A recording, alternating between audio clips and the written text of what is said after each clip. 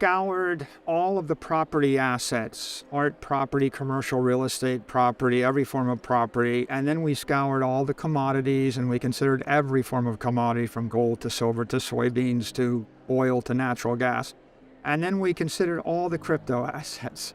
And at the end of the day, we concluded that Bitcoin was the best. And we made our decision. We've been executing the strategy. Since then, we spent thousands of hours studying every development in the crypto ecosystem, every development in the Bitcoin ecosystem, all the macroeconomic, all the political, all the regulatory moves. My conviction today and my comfort and confidence today is stronger than it was in August of 2020. It's gotten progressively stronger each year. And so I don't see anything that's a threat on the horizon at this point. Microstrategy founder and former CEO Michael Saylor would have to have one of the most unshakable convictions in Bitcoin in the entire space. Not only has Saylor personally invested hundreds of millions of dollars into Bitcoin, but his company, Microstrategy, has over $4 billion worth of Bitcoin on its balance sheet, equating to over 140,000 individual Bitcoin. Saylor was one of the keynote speakers at this year's 2023 conference, and afterwards he joined Kitco News to discuss his outlook on Bitcoin over the coming year. Within the interview, Saylor spoke on what was his epiphany moment for Bitcoin and why he decided to go all in on Bitcoin as opposed to every single other asset. If you have ever doubted your Bitcoin investment or been unsure of its future, Saylor's explanation will surely change your mind. Make sure to stick around to the end of the video where Saylor gives his outlook on markets and why he is going to stick to his Bitcoin strategy no matter what. Also, only a small percentage of my viewers are actually subscribed. If you enjoy finance content, consider subscribing or liking the video. It's free and you can always change your mind. I think during the COVID lockdowns, when the interest rate went to zero, it became clear that if you had hundreds of millions of dollars earning 0% short-term interest rate, it's not an asset, it's a liability. $500 million held for a long period of time when the inflation rate is 20% and the interest rate is 0% has a negative real yield of minus 20%, which means that your $500 million is worth $400 million 12 months later. So in a world where the monetary inflation rate is greater than the discount rate offered by the central bank, in that world, if you have positive working capital, if you have $1 billion in your treasury, when the negative spread is minus 10%, you're losing $100 million a year. So in that world, you can't rationally have a positive treasury balance. You need to have negative working capital. So in a world of consistent monetary inflation and low interest rates, the rational thing to do is to do an LBO and go into debt and actually not hold $1 billion in capital, but rather borrow $1 billion in capital and have a razor-thin margin of $10 or $20 million. The problem with doing an LBO and borrowing billions of dollars so you have negative working capital is the Toys R Us problem, which is eventually you have a bad quarter and you have no capital, so you go bankrupt. So it's like with your family, if I said all of your assets are being inflated or devalued, debased every year, and you go, well, my great solution is I'm going to give up all my family's assets, borrow as much money as I can, and then one day you're not going to be able to make the mortgage payment and all your kids are going to starve. So the epiphany of 2020 was the only path forward. There's two paths forward. Either I have to impoverish the company by loading it up with debt and we're going to eventually trip and die, and that's why the mortality rate in all these LBOs is 99%. They all go bankrupt and they're torn to pieces, and it's bad for the employees, bad for the customers, bad for the shareholders. Or the other possibility is I have to convert my treasury into an asset that cannot be debased by the government. I have to have tangible assets. So if you have $500 million, are you going to buy $500 million of buildings or oil rights or timber or coal or soybeans or gold or Bitcoin? And I looked and I said, well, I can't find $500 million worth of art to buy. Art's a store of value, sort of inflation hedge. If you held it for 100 years, it's worth more today than it was 100 years ago. You can't say the same for the dollar.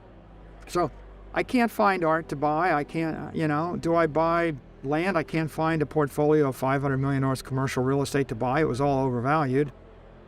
Can you buy the S&P index? No. The problem with the corporation is accounting rules and law requires that no more than 40% of your balance sheet be invested in securities. There happens to be a carve-out to hold treasuries. Although treasuries are technically securities, they're deemed as property or commodities in the accounting profession for that purpose. But I just couldn't go buy the index. And if I did buy the index, the problem with that is the typical investor would say, why did you buy the S&P index when I could buy the S&P index? So you're not really adding value to an investor. So the question is, what is the most valuable king commodity that you can buy that's property and not a security, that actually adds value to an investor, that can reasonably be expected to appreciate in time as the dollar is debased? And that got me looking for either gold, like gold is sound money for 5,000 years, or Bitcoin. And I concluded that crypto gold was better than gold. If I could create a gold network with 21 million gold coins, if I could make it illegal to mine any more gold, if I could make it possible to teleport the gold, if I could make it possible to program the gold at 1 million cycles a second, that'll be better than gold. So I thought, well, I guess theoretically we could create that. And what happened in the crypto world is they created a form of crypto gold, a pharmaceutical grade synthetic gold, but it's faster, smarter, stronger than gold. All of the advantages of gold, a bearer instrument with no counterparty risk that's a non-sovereign store of value. Those are the advantages. None of the disadvantages of gold. It's expensive to move, it's centralizing, people can steal it from you, and gold miners keep debasing it by making more gold. So once we saw that, we said, okay, crypto gold looks better than soybeans, looks better than real estate, looks better than gold. What's crypto gold? Is it Bitcoin or is it some other crypto asset? And after studying all 10,000 of the crypto assets, you could start with the top 100. You concluded Bitcoin's the most decentralized. Bitcoin didn't have an ICO.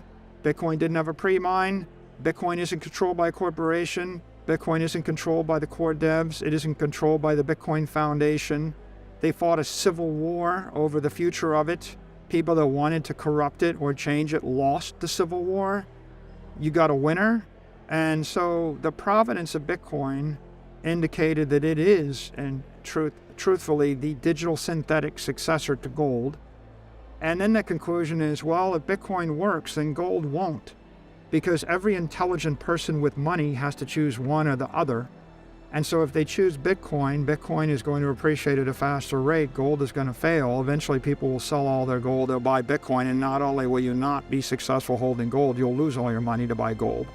Hence, we would have been up 1% if we bought gold, and instead Microstrategy was up 140% to buy Bitcoin. So that was our epiphany. And to put this in perspective, Microstrategy had a $600 million enterprise value in the summer of 2020, and today it has a $6.6 billion enterprise value.